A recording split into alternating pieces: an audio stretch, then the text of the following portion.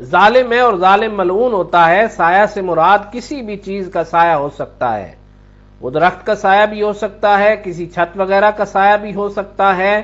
انسان اور جاندار گرمیوں میں اس سایہ سے فائدہ اٹھاتے۔ غرض حدیث میں شدید وعید ہے اس شخص کے لیے جو جانداروں کے لیے مفید مقامات کو آلودہ کرتا ہے۔ صاف پانی کو آلودہ یا ضائع کرنے کی جو ممانعت ہے، ہر جاندار کو پانی سے زندگی عطا کی گئی ہے اور پانی کو اس کی زندگی کی اہم ضرورت اور لازمی حصہ قرار دیا گیا ہے۔ پانی کی آلودگی سے آبی حیات کافی متاثر ہو رہی ہے۔ دنیا میں 80% سے زائد بیماریاں آلودہ پانی سے جنم لے رہی ہیں۔ پلاسٹک شاپرز ندی نالوں کو بلاک کر دیتے ہیں، جس کی وجہ سے پانی رک جاتا ہے اور اس میں کئی طرح کے جراثیم پرورش پاتے ہیں اور سیلاب وغیرہ کی صورت میں کئی قسم کی بیماریاں جنم لیتی ہیں۔ پلاسٹک خود حل نہیں ہوتا، اسے اگر پانی میں پھینک دیا جائے تو یہ رس کر مائکرو پلاسٹک میں چلا جاتا ہے۔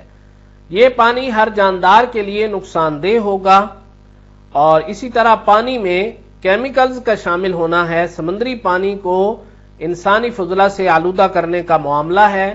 سیرت طیبہ سے یہ رہنمائی ملتی ہے کہ صاف پانی کو آلودہ نہ کیا جائے۔ آپ صلی اللہ علیہ وآلہ وسلم نے فرمایا، تم میں سے کوئی ٹھہرے ہوئے پانی میں جو جاری نہ ہو پیشاب نہ کرے، پھر اس میں غسل کرنے لگے۔ پانی کی آلودگی سے انسانی جانیں ضائع ہوتی ہیں، وبائی امراض اور دیگر بیماریاں پھیلتی ہیں۔ نبی کریم صلی اللہ علیہ وسلم نے جانداروں کی ضروریات کو مد نظر رکھتے ہوئے ہمیں تعلیم دی کہ پانی کو صاف رکھا جائے، اس کی حفاظت کی جائے، اس لیے کہ یہ کرۂ ارض پر بسنے والے تمام جانداروں کی مشترکہ ضرورت ہے۔ اس لیے آپ نے یہ تعلیم بھی ارشاد فرمائی کہ پانی کو ضائع نہ کیا جائے۔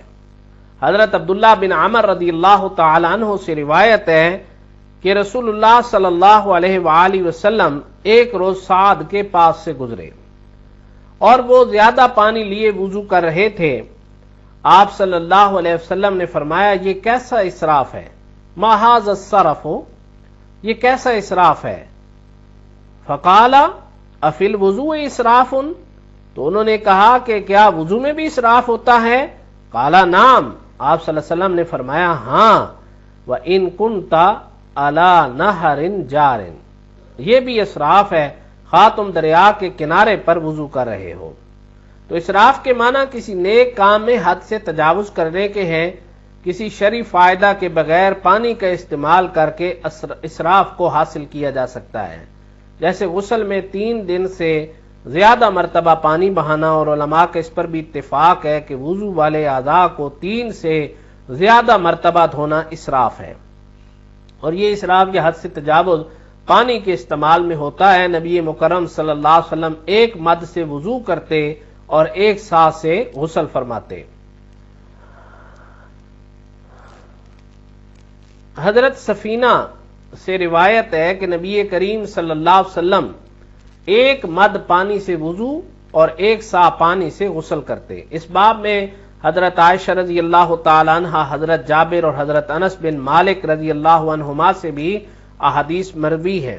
ابو عیسیٰ یعنی امام ترمذی رحمۃ اللہ تعالی علیہ نے کہا کہ سفینہ کی حدیث حسن صحیح ہے، اور ابو ریحانہ اس کا نام عبداللہ بن مطر ہے، اور اسی طرح بعض علماء کی رائے میں ایک مد پانی سے وضو کیا جائے اور ایک سا پانی سے غسل کیا جائے۔ اور امام شافعی اور امام احمد اور اسحاق بن راہوے رحمہ اللہ نے کہا کہ اس حدیث کا مقصد تحدید نہیں ہے، بلکہ اس سے زیادہ یا کم جائز نہیں، بلکہ یہ مقدار ایسی ہے جو کافی ہوتی ہے، یعنی اتنی مقدار غسل یا وضو کے لیے کافی ہے۔ اور پھر محدثین نے اس کی تشریح میں ان اوزان شرعیہ کی تفصیل کی ہے۔ ان حدیث سے یہ تفصیل بھی معلوم ہوتی ہے کہ پانی پر ہر جاندار کا حق ہے، لہذا اسے وضو اور غسل جیسے اہم ذرائع طہارت میں بھی ضائع نہ کیا جائے۔ پانی کی حفاظت کے لیے احتیاطی تدابیر اختیار کی جائیں۔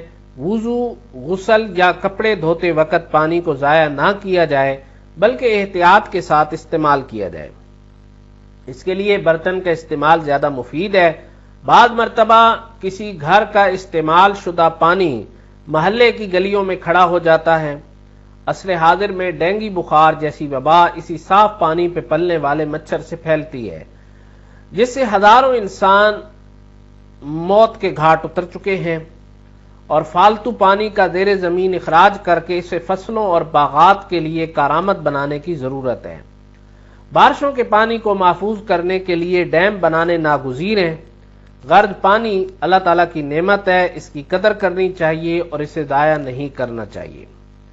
حضرت عبداللہ بن عمر رضی اللہ تعالی عنہ فرماتے ہیں کہ نبی کریم صلی اللہ علیہ وآلہ وسلم کی دعا یہ تھی، اللہم انی اعوذ بکا من زوال نعمتک وتحویل عافیتک وفجاءت نقمتک وجمیع سخطک۔ اے اللہ، میں تیری نعمت کے زوال سے، تیری دی ہوئی عافیت کے پلٹ جانے سے، تیری اچانک مصیبت کے آ جانے سے اور تیری ہر قسم کے غصے سے تیری پناہ میں آتا ہوں۔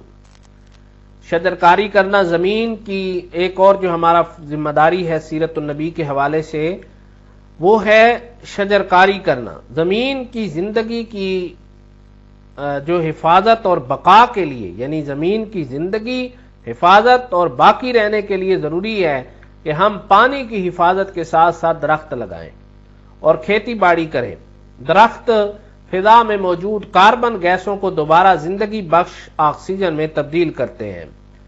سیرت النبی صلی اللہ علیہ وسلم ہماری رہنمائی کرتی ہے کہ شجرکاری یعنی ماحولیاتی، زمینی اور فضائی آلودگی سے نجات حاصل کرنے کا اہم ذریعہ ہے۔ اس سے کاربن ڈائی آکسائیڈ کا خاتمہ اور آکسیجن میں اضافہ ہوگا۔ آپ صلی اللہ علیہ وسلم نے درخت لگانے اور کھیتی باڑی کرنے کو صدقہ قرار دیا۔ حضرت انس بن مالک رضی اللہ تعالی عنہ سے مروی ایک حدیث میں رسول اللہ صلی اللہ علیہ وآلہ وسلم نے فرمایا، مسلمان جو کچھ بھی درخت اگاتا ہے یا کھیتی بوتا ہے تو اس میں سے کوئی پرندہ یا انسان یا مویشی کچھ کھا جاتا ہے تو یہ کھایا ہوا اس کے لیے صدقہ ہو جاتا ہے۔ حضرت جابر رضی اللہ تعالیٰ عنہ سے مروی ہے، انہوں نے کہا کہ رسول اللہ صلی اللہ علیہ وآلہ وسلم نے فرمایا، ما من مسلم یغرس غرسا الا کان ما اکل منہ لہ صدقۃ وما سرق منہ لہ صدقۃ وما اکل السبع منہ فہو لہ صدقۃ وما اکلت الطیر فہو لہ صدقۃ ولا یرزقہ احد الا کان لہ صدقۃ۔ جو مسلمان کوئی درخت اگاتا ہے تو اس درخت میں سے جتنا کھا لیا جائے تو اس درخت لگانے والے کے لیے صدقہ ہو جاتا ہے، اور جو کچھ اس میں سے چوری ہو وہ بھی اس کا صدقہ ہو جاتا ہے، اور جتنا اس میں سے درندے کھا لیں وہ بھی اس کے لیے صدقہ ہو جاتا ہے، اور جتنا اس میں سے پرندے کھا لیں وہ بھی اس کے لیے صدقہ ہو جاتا ہے۔ غرض یہ کہ جو شخص اس میں سے کم کرے گا وہ اس کا صدقہ ہو جائے گا۔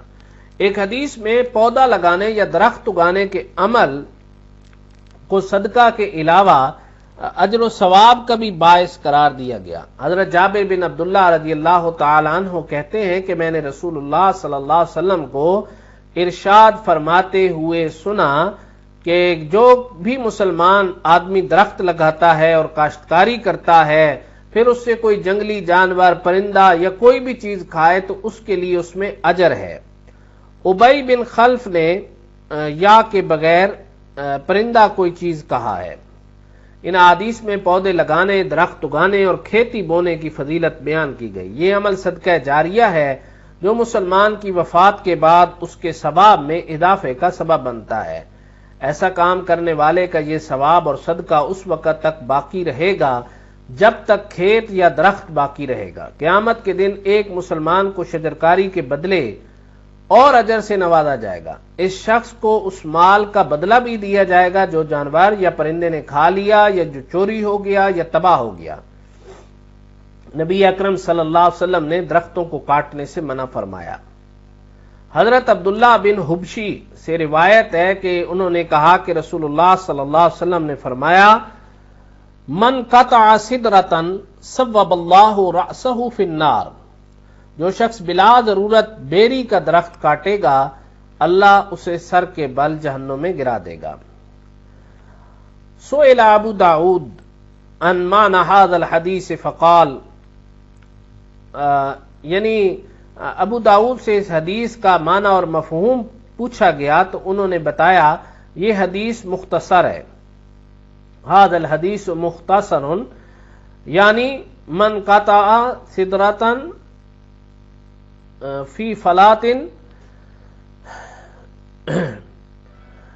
یہ حدیث مختصر ہے۔ پوری حدیث اس طرح ہے کہ کوئی بیری کا درخت چٹیل میدان میں ہو جس کے نیچے آ کر مسافر اور جانور سایہ کریں، یستظل بہا ابن السبیل والبہائم عبثا وظلما بغیر حق یکون له فیہا سبب اللہ راسہ فی النار، یعنی کوئی بیری کا درخت چٹیل میدان میں ہو، ایک میدان میں ہے جس کے نیچے آ کر مسافر اور جانور سایہ حاصل کرتے ہوں، اور کوئی شخص آ کر بلا سبب بلا ضرورت ناحق کاٹ دے تو مسافروں اور مویشیوں کو تکلیف پہنچانے کے باعث وہ عذاب کا مستحق ہے، اللہ ایسے شخص کو سر کے بل جہنم میں جھونک دے گا۔